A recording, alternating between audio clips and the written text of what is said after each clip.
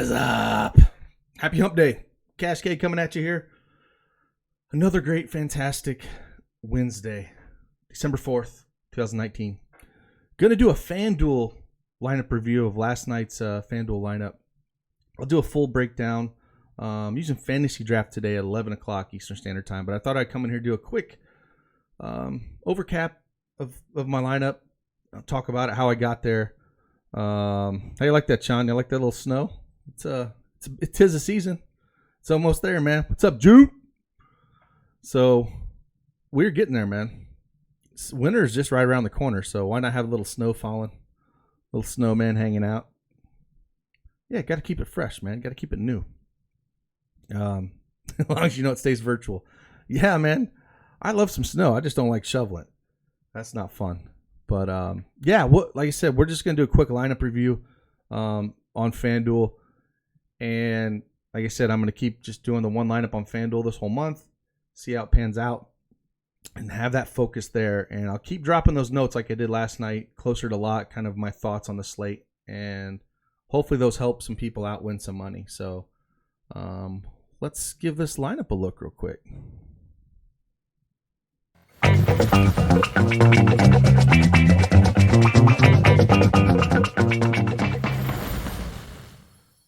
All right.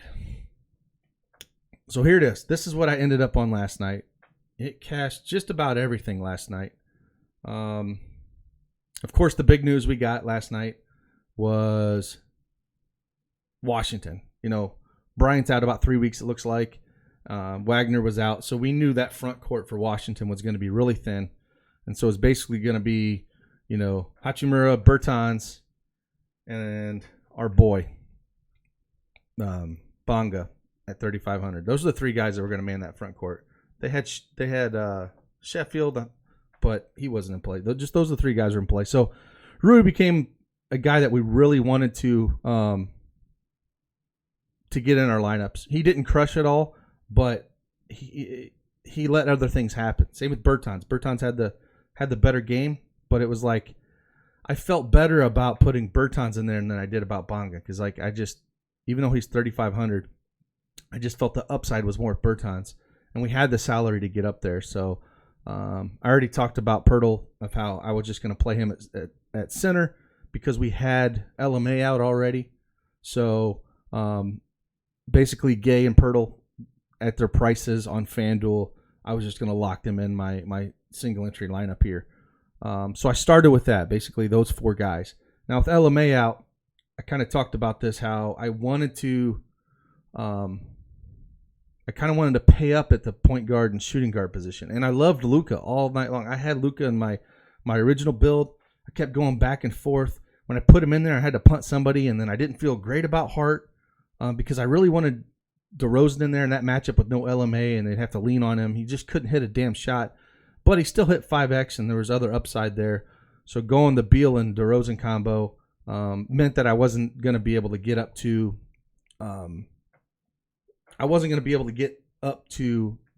Luka without having to really sacrifice this lineup, either at power forward, the other power forward position, or my other point guard position. So I decided to throw Westbrook in there because I thought he was the next best guy as a spend up at point guard.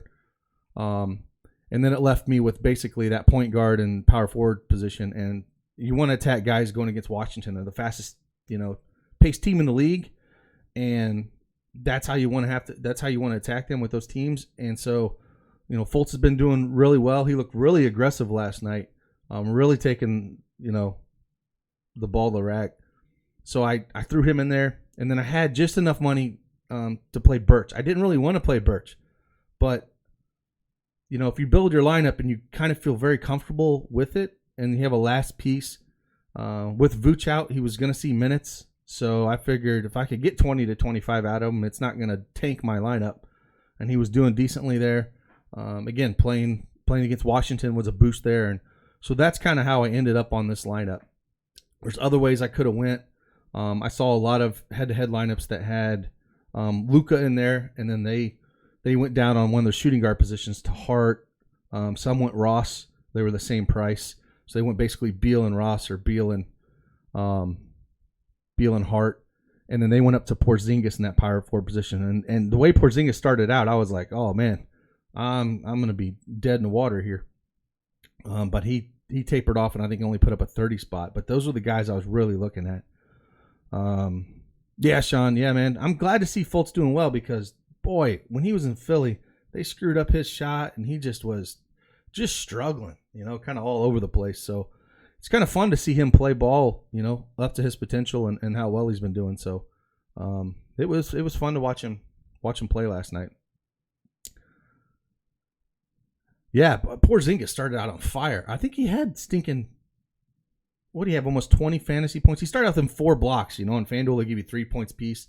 So those 12 points, like I saw a lot of people pushing Drummond last night, and Drummond did extremely well. He had a ton of blocks and steals, but when you can get a guy like Pirtle, and of course that overtime helped him a bunch, I'll still go with a value like that at center and then pay up. You just kind of have to look at the whole.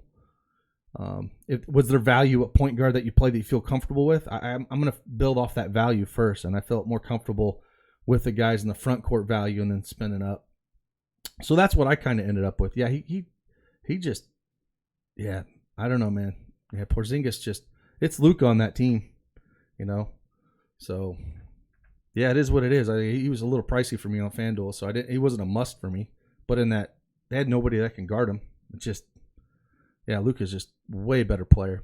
So that's what I kind of ended up on. I don't know. What did you guys end up on last night on some of your lineups that kind of hurt you? I know Hart didn't do very well. And like I said, he was pretty popular.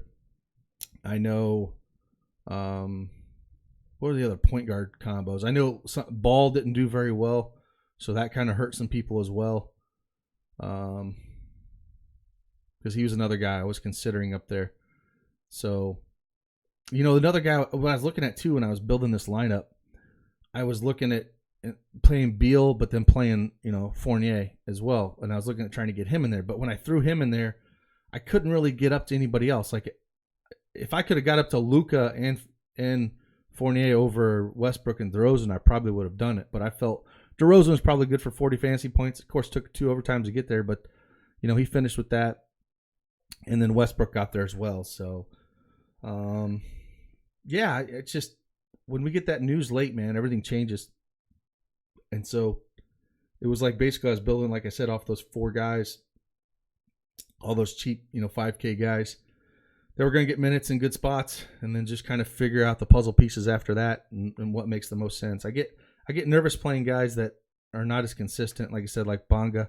Even though he was cheap, I saw him in a lot of cash lineups, and I think he put up 17 or something. It wasn't horrible, but when you can get 36 out of Bertans there to pair with Gay, it just really helps get above the field there. So yeah, that's what I ended up. That's how I ended up on this lineup. I'm going to keep doing these if they're helpful. We'll move on to the next day. We got a nice 10-game slate today. I'm going to go over it here in about a little over an hour. See what we can come up with. What kind of news? Looks like we got a ton of news. So it should be a good one. You went Dame and Russ at point guard. Yeah, Russ had a disappointing game. Harden went off there. Yeah, and Harden was like, he was expensive as well. So if you throw him in there, you had to change a few things. So yeah, I could have went like Beal and Harden in that lineup. But then I would have to do something with that other point guard position. And there was nobody that I really loved the play. So that's kind of where I ended there. Yeah, Hardaway once we got that news, and like I said, and I wrote that out, once we got the news with Washington, Bertans and Gay, like there's only 3 small forward plays for me in that whole pool yesterday. That was it. It was Gay, Bertans, and Bonga. That's it. Yeah, you're right. Melo is digging into Dame's usage. They got their butts kicked too, so that didn't help anything. It was one of those nights where you didn't need the hammer game to get there, because that Clippers team is legit. When they all decide they want to actually play basketball, they're a legit team. So yeah, it's going to be hard to target guys against them. And you're right. Yeah, when Melo's there, Melo's going to shoot the rock, and it will take shots away from Dame for sure. So I think Westbrook, just in that play, with how the defense efficiency with the Spurs is just like bottom of the league against point guards. They're just not the same defensive, team that we've seen in years past. So that's why I kind of leaned Westbrook. I was on the fence there, but I felt he was the safer play. But yeah, man. Like I said, big slate here coming up tonight. I'm gonna pull up some things, do a little bit of research, and then we'll get after it. But yeah, just wanted to come on here real quick, do this quick breakdown. Hope this helps. These little, and then like I said last night, I did once we got closer to lock and we kind of had a feel of the slate.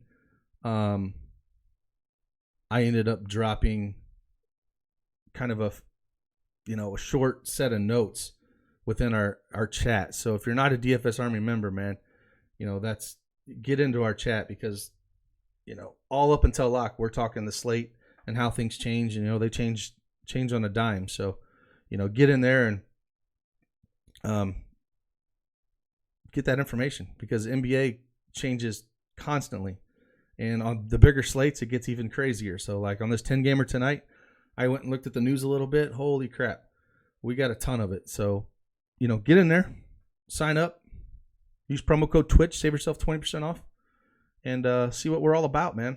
And hopefully we'll keep crushing some NBA, and let's get after it. I'll see you guys in about an hour. I'll come online and we'll talk this main slate. So without further ado, deuces.